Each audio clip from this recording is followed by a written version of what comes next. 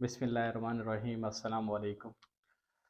My name is Junaid Rao और मैं आपका बायो का टीचर हूँ और आज हम पढ़ेंगे बायो का फर्स्ट चैप्टर और आज का हमारा फर्स्ट लेक्चर है जो कि बहुत इम्पोर्टेंट होने वाला है।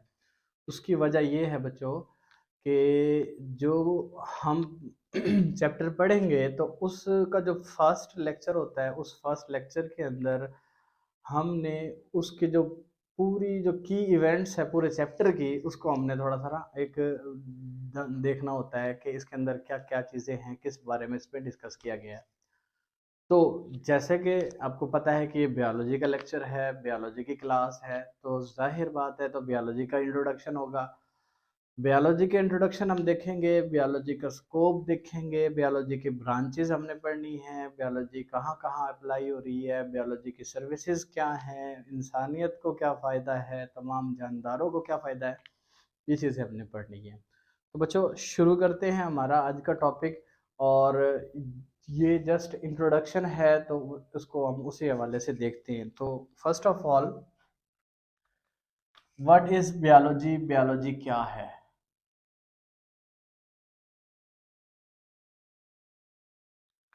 बायोलॉजी को कई तरह से डिफाइन किया गया है। जो सिंपल इसकी डेफिनेशन है बायोलॉजी की, बायोलॉजी को कहते हैं study of life. Study of life, जिंदगी का मुताला, जिंदगी की स्टडी करना क्या कहलाता है? बायोलॉजी कहलाता है। अच्छा, एक चीज बच्चों आप यहाँ पे नोट कर लेंगे कि जो लाइफ है, लाइफ का मतलब होता है लिविंग ऑर्गेनिज्म। जब जब लाइफ की बात होगी तब तब लिविंग ऑर्गेनिज्म की बात हो रही होगी। यानी कि डायरेक्टली या इनडायरेक्टली जब हम लाइफ की बात कर रहे होंगे तो हमारा मकसद क्या होगा कि हम किसको बता रहे हैं? हम लिविंग ऑर्गेनिज्म को बता रहे हैं। ठीक है बच्चों, यानी कि जो लाइफ है और लिविंग ऑर्गेनिज्म इनका आपस में एक गहरा ताल्लुक है, एक गहरा इनके अंदर रिश्ता है इनका आपस में। वो भी पढ़ते देखते हैं वो क्या चीज़ है। तो छोटी सी आपको मैंने डेफिनेशन बताई है। एक्चुअली ये डेफिनेशन आपने जो पिछली क्लासेस में मैट्रिक में जो डेफिनेशन पढ़ी होगी आपने वहाँ पे पढ़ा होगा कि स्टडी ऑफ लिविंग ऑर्गेनिज्म या scientific study of living organism, वो दोनों वैलिड हैं, गलत नहीं मैं कह रहा। लेकिन अब आप जो कि एफएससी में आ चुके हैं, आप जो है हायर क्लास है आपकी, तो आपको थोड़ी सी इससे एडवांस इससे जो है ना डेफिनेशन आपको लिखनी पड़ेगी, क्योंकि जो चेकर होता है, जो एग्जामिनर होता है, वो आपको नंबर नहीं देगा इस इतनी सी डेफिनेशन के। ये तो है जस्ट इसके लिटरल मीनिंग है। ठीक है, यानी कि बायोलॉजी के अगर आप आपको एक पॉइंट मिल जाता है कि लिटरल मीनिंग ऑफ बायोलॉजी क्या है, जी स्टडी ऑफ लाइफ या स्टडी ऑफ लिविंग ऑर्गेनिज्म। समझ रहे हैं बच्चों आप? तो ये चीज़ है। अच्छा, अब फिर प्रॉपर डेफिनेशन क्या होगी जो हमने पेपर में लिखनी है, जिसके हम मैक्सिमम नंबर ले सकते हैं? वो डेफिनेशन देखने से पहले ये बायोलॉजी का जो वर्ड है, इस ये वर्ड जो है ये एक्चुअली इंग्लिश का वर्ड है और इसका हम ओरिजिन देखते हैं कि ये कहाँ से इवॉल्व किया गया। यानी इसको जो लिया गया है वो कौन सी जुबान से लिया गया? ये एक एमसीक्यूज भी है बच्चों, याद रखेंगे कि ग्रीक लैंग्वेज का वर्ड, दो वर्ड एक्चुअली, एक वर्ड नहीं है, दो वर्ड है। एक है बायोस और दूसरा है बच्चों लोगोस। ठीक है, बायोस का मतलब होता है लाइफ, ठीक है, और लोगोस का मतलब होता है रीजनिंग। ठीक है जी, थिंकिंग और थॉट वगैरह, सोचना समझना, ये सारा जो है, यानी आप इनडायरेक्टली स्टडी करना भी कह सकते हो, वो भी ठीक है। तो बायोस से वर्ड निकला बायो, जिसका मतलब इंग्लिश में लाइफ। लोगोस का मतलब लोगोस से लॉजी निकला और लॉजी का मतलब होता है रीजनिंग, थॉट, थिंकिंग। ये सारे मीनिंग हो सकते हैं, आप ये सारे नोट कर लेना। रीजनिंग, थिंकिंग और अंडरस्टैंडिंग भी आप इसको कह सकते हो, स्टडी भी आप कह सकते हो, सारे मीनिंग इसके हो सकते हैं।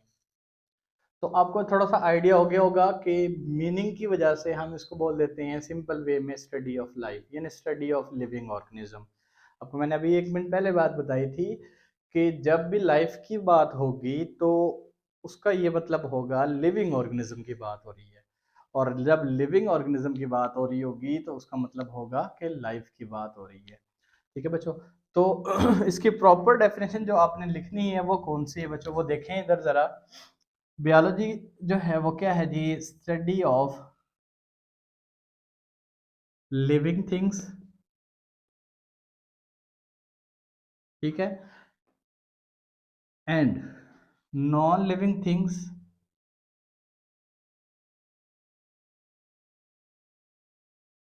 That effect on them. बच्चों ये जो डेफिनेशन है, ये डेफिनेशन इसकी प्रॉपर डेफिनेशन है और आपने ये डेफिनेशन याद करनी है, लिखनी है। जब भी क्वेश्चन आए डिफाइन बायोलॉजी, तो ये डेफिनेशन लाजमी है कि क्या है बच्चों, स्टडी ऑफ लिविंग थिंग्स। ठीक है, इससे पिछली बात में मैंने ये बताया कि जो स्टडी ऑफ लिविंग थिंग्स है या लाइफ है उसको हम सिंपली बायोलॉजी कहते हैं। नो डाउट, गलत नहीं है, सही है। लेकिन हमने उसको मैक्सिमम अपने नंबर हासिल करने हैं, तो उसके लिए फिर हमें उसको थोड़ा सा जो है उसको आपको पता है कि चमकाना पड़ेगा। तो चमकाने समझते हैं ना आपके भाई, उसको आपने उसको आगे पीछे जो है थोड़े से कपड़े उसको पहना दिए को, आप अगर अच्छे आप कपड़े पहन लेते हो तो लोग आपको अच्छा समझते हैं। तो सेम इसी तरह से हमने क्या किया कि study of living things and non living things that effect on them any way, किसी भी वे में जो नॉन लिविंग थिंग्स हैं वो लिविंग थिंग्स के ऊपर जो इफेक्ट होती हैं, इनकी जो स्टडी की जाती है वो बायोलॉजी कहलाती है। तो ये जो प्रॉपर डेफिनेशन हो गई आपकी बायोलॉजी की, ये प्रॉपर डेफिनेशन हो गई, ये लिटरल मीनिंग हो गए, और ये इसका जो है ना वर्ड के मीनिंग है, कहाँ से ये वर्ड बायोलॉजी ड्राइव किया गया है। ये एक एमसीक्यूज भी है, आपको बताया ग्रीक लेटर, दो Greek letter bios and logos, उससे बायोस से वर्ड इंग्लिश बायो निकला, लोगोस से वर्ड लॉजी जो है जिसका मतलब होता है स्टडी, थिंकिंग, रीजनिंग वगैरह। तो ये चीज़ आपकी होगी। अच्छा बच्चों, एक यहाँ पे क्वेश्चन अराइज होता है कि व्हाट इज लाइफ, ये लाइफ क्या है, ठीक है, और why there should be life, यहाँ पे लाइफ क्यों है, ये लाइफ के meaning, what is the meaning of life, life का मतलब क्या है। लिविंग थिंग्स का आपको पता है जो जानदार होते हैं, नॉन लिविंग थिंग्स का आपको पता है जो बेजान चीजें होती हैं। तो ये लाइफ क्या चीज है, लाइफ किसको कहते हैं, इस चीज को समझने के लिए आपको जो है थोड़ा सा इसके बारे में बहुत से मुख्तलिफ जो है वो चीजें मौजूद हैं। ठीक है, ये जो लाइफ है, लाइफ थोड़ा सा एक कॉम्प्लिकेटेड सी चीज है, इसको कोई आज तक सही से किसी ने डिफाइन नहीं किया। ठीक है, अच्छा, इसको डिफाइन नहीं किया तो फिर हमें कैसे पता चलेगा कि लाइफ क्या है। तो उसके लिए बच्चों एक दो क्वेश्चन हैं, वो आपको पहले लिख देता हूं मैं इधर के, what is the meaning of life, what is the meaning of life, life का मतलब क्या है, ठीक है, why there should be life, why there should be life, यहाँ पर जिंदगी क्यों है। तो ये ऐसे सवालात हैं जिनका आज तक किसी ने सही जवाब नहीं दिए, लेकिन जवाब तो बहुत सारे दिए, लेकिन सेटिस्फेक्शन जिससे मिलती है, जैसे कोई आपको कोई सवाल पूछता है, आप जवाब सही दे देते हो, और अगले पूछने वाला अगर आपसे सेटिस्फाई हो गया, ठीक है जी, बात खत्म। लेकिन इनके जवाब जो आए हैं वो जवाब सही तरह से मतलब सेटिस्फैक्ट्री नहीं थे। तो फिर ये क्या करते हैं हम इनको, ये जो लाइफ है इसकी ये जो सवालात हैं, मीनिंग, जिंदगी का मतलब क्या है। अब मैं अगर आपसे पूछूं आपकी जिंदगी का मतलब क्या है, अब आप में से बहुत से लोग सोचेंगे जिंदगी का मतलब क्या होता है, जिंदगी का मतलब है अल्लाह ताला ने हमें पैदा किया। नो डाउट, अल्लाह ताला ने हमें पैदा किया और जो है अपनी इबादत के लिए पैदा किया। Why there should be life, जिंदगी क्यों है, इसको आप कहेंगे कि जो है ना हम अल्लाह ताला ने हमें पैदा किया अपनी इबादत के लिए पैदा किया, ठीक है। तो ये बात आप कहेंगे। अच्छा, अगर मैं किसी पोइट से पूछ लेता हूँ, कोई शायर बैठा है मेरे सामने, मैं उससे पूछता हूँ भाई हाँ बताएं लाइफ का मतलब क्या होता है, जिंदगी का मतलब क्या होता है, वो कहेगा कि जिंदगी क्या है, गम का दरिया है। ठीक है, तो मतलब हर बंदा अपने थिंकिंग के, अपने सोच के मुताबिक जो है उसने आंसर करने। तो ये वाले जो सवाल है हम छोड़ देते हैं, इनके लिए दो लोग हैं, फिलोसफर एंड थियोलॉजियंस।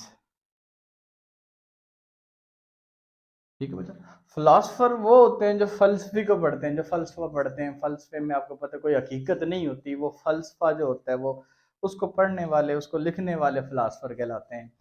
थियोलॉजियंस क्या होते हैं? मजहबी रहनुमा, जो मजहबी रहनुमा जो अपने दीन की खिदमत कर रहे होते हैं। जैसे हम मुसलमान हैं, बहैसियत मुसलमान हमारे जो उलमा कराम हैं। इसके अलावा दुनिया में 200 से जायद मजहब हैं, उन सब के क्या होते हैं कि किसी, जैसे आपको पता है कि क्रिश्चियंस हैं उनके पादरी होते हैं। और इस तरह से हर मजहब के जो पेशवा, जो इमाम होते हैं, उनको हम थियोलॉजियंस कहते हैं। और वो इनको ये ज़िंदगी का मकसद समझाने की कोशिश करते हैं, और ज़िंदगी क्यों है, क्यों बनाई गई, क्यों उनको दी गई, वो उनको समझाने की कोशिश करते हैं। लेकिन अच्छा, हम तो बायोलॉजी पढ़ रहे हैं, तो बायोलॉजी का तो कोई ना कोई रोल है ना।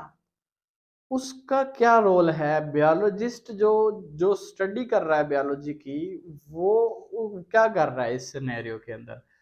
उसको पढ़ने के लिए बच्चों, जो बायोलॉजिस्ट है, बायोलॉजिस्ट कहता है कि अकॉर्डिंग टू बायोलॉजिस्ट, बायोलॉजिस्ट वो होता है बच्चों जो बायोलॉजी को सीख रहा होता है, बायोलॉजी को पढ़ रहा होता है, बायोलॉजी के ऊपर वर्क कर रहा होता है, वो बायोलॉजिस्ट कहलाता है। तो बच्चों जो बायोलॉजिस्ट है, वो बायोलॉजिस्ट क्या कहता है? बायोलॉजिस्ट कहता है बच्चों कि ये जो लाइफ है, life is a set of characteristics. जिंदगी जो है वो खसूसियात का मजमुआ है। ठीक है जी, set of characteristics that distinguish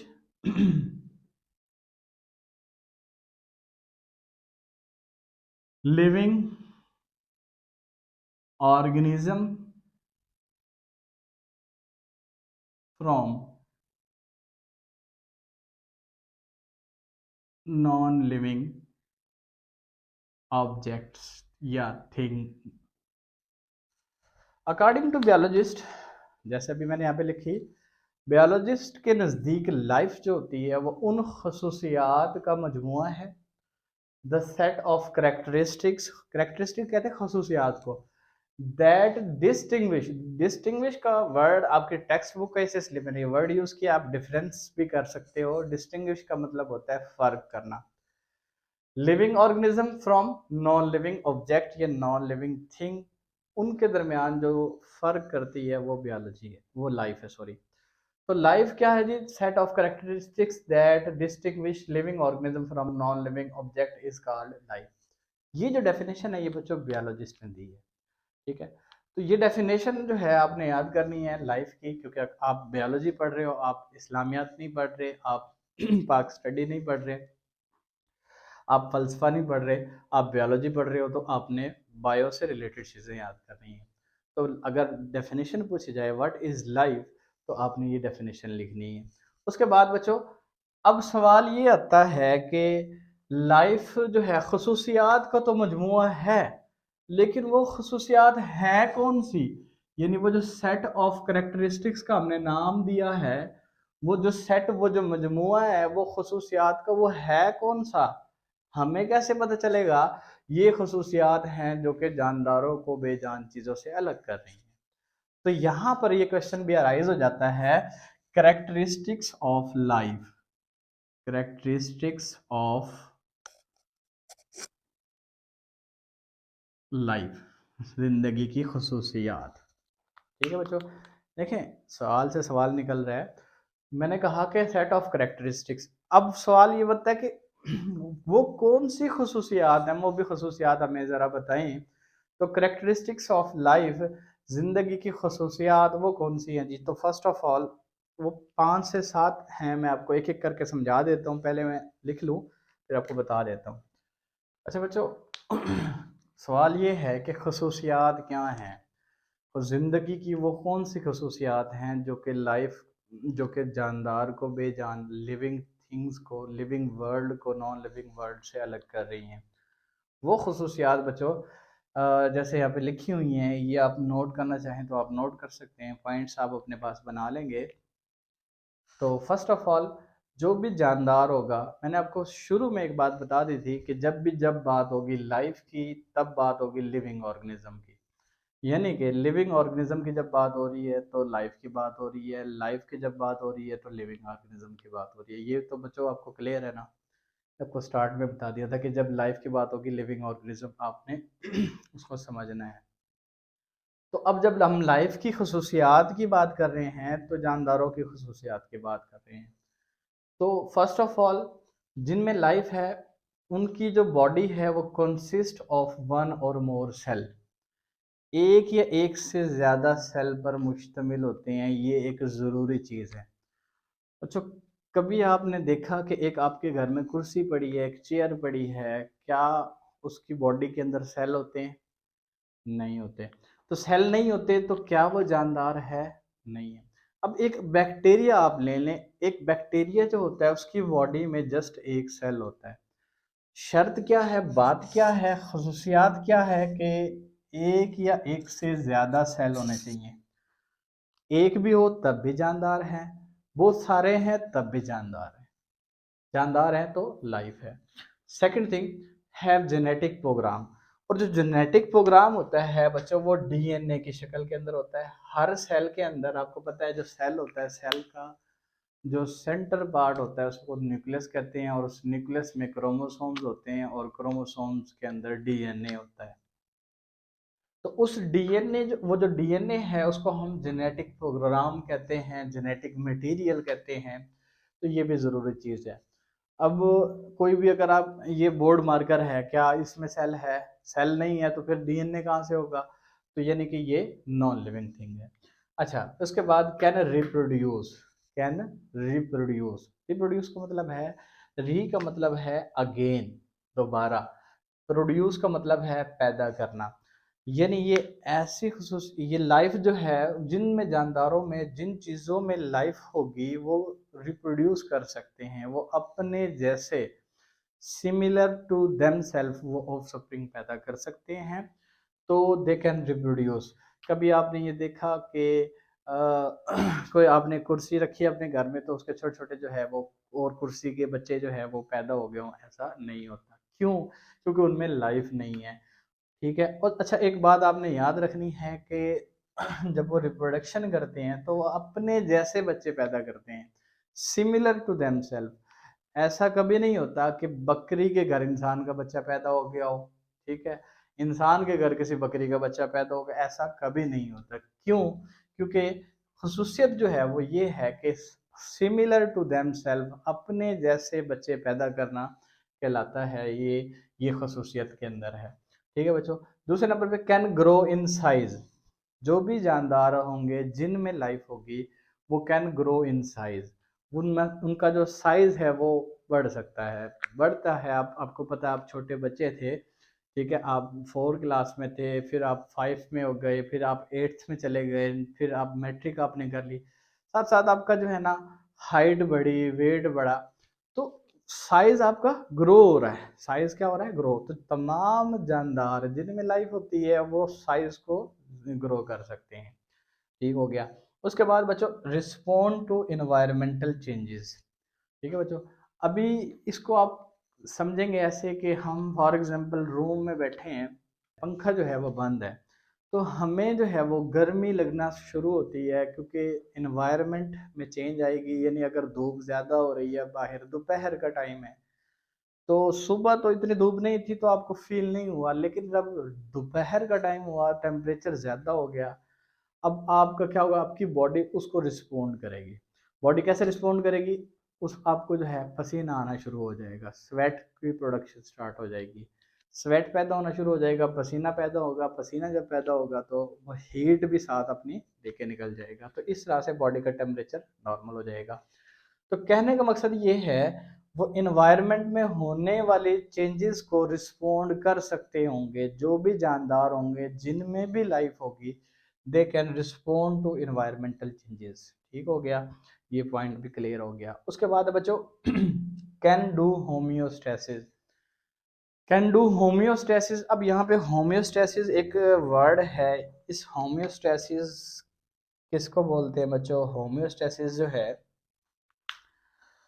एक ऐसा अमल जिसमें बॉडी की जो इंटरनल कंडीशंस हैं वो एक लेवल पे मेंटेन रहती हैं, maintenance of internal conditions, internal environment, उसको हम होम्योस्टेसिस कहते हैं। बाहर जितनी मर्जी ठंड हो, बाहर जितनी मर्जी ज़्यादा गर्मी, ज़्यादा टेम्परेचर हो, लेकिन बॉडी का टेम्परेचर 37 डिग्री सेल्सियस रहता है। उसकी वजह क्या है कि हम जानदार, हम लिविंग ऑर्गेनिज्म जिनमें लाइफ मौजूद है, वो होम्योस्टेसिस कर रहे हैं, वो अपने इंटरनल इन्वायरमेंट को मेंटेन कर रहे हैं। ठीक है बच्चों। अच्छा, इसके अलावा बच्चों जितने भी जानदार होंगे, जितने भी लिविंग ऑर्गेनिजम्स होंगे, उनकी बॉडी में क्या हो रहा होंगे बच्चों, बहुत सारे केमिकल रिएक्शंस हो रहे होते हैं। ठीक है। आप खाना खा रहे हो, खाना खाने के बाद जब वो फूड आपके स्टमक में जाती है, मैदे में जाती है, उसकी डाइजेशन होती है, डाइजेशन में क्या रिएक्शंस होते हैं।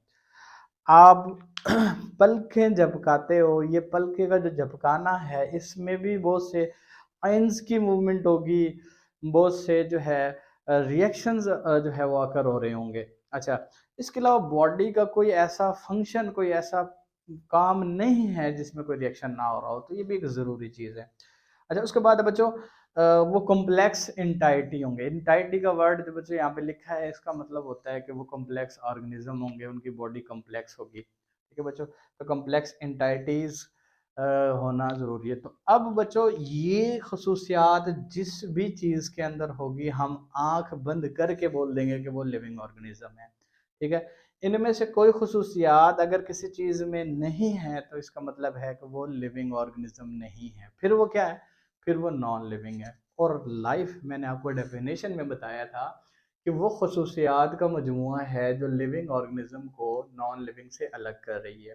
तो मतलब आपको समझ आ गई होगी कि ये खसूसियात, ये वाली जो मैंने यहाँ पे लिखी हैं, करेक्टरिस्टिक्स ऑफ लाइफ, ये अलग से शॉर्ट क्वेश्चन भी है, तो आपने इसको रखना है याद कि ये वो खसूसियात हैं जिस भी जानदार, जिस भी चीज़ के अंदर होंगी, आपको नहीं पता। फॉर एग्जांपल ये आपके सामने बोर्ड, एक बोर्ड मार्कर है, ठीक है। तो कैन ग्रो इन साइज, इसी में से मैं एक आपको पॉइंट देखा है मैंने कि कैन, ये साइज में ग्रो हो सकता है।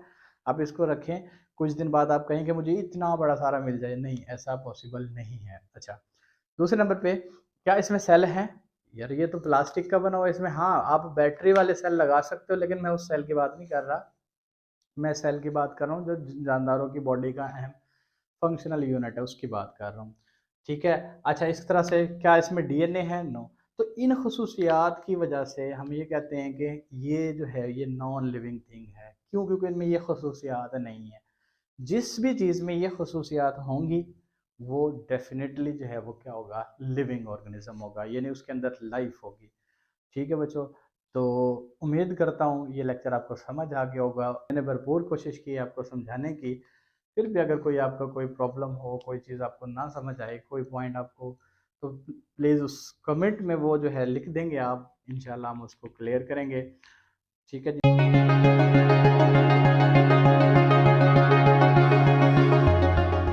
एक क्विक रिव्यू में अगर हम देखें कि हमने मेन जो है कौन कौन सा इस टॉपिक में short questions according to your exam, board की मैं बात कर रहा हूँ, पेपर जो होता है उसमें बच्चों फर्स्ट ऑफ ऑल बायोलॉजी की डेफिनेशन आती है, इसके मीनिंग आते हैं, एमसीक्यूज आता है। मैंने बताया आपको कि दो word BIOS logos Greek word हैं। ठीक है, ये डेफिनेशन है इसकी।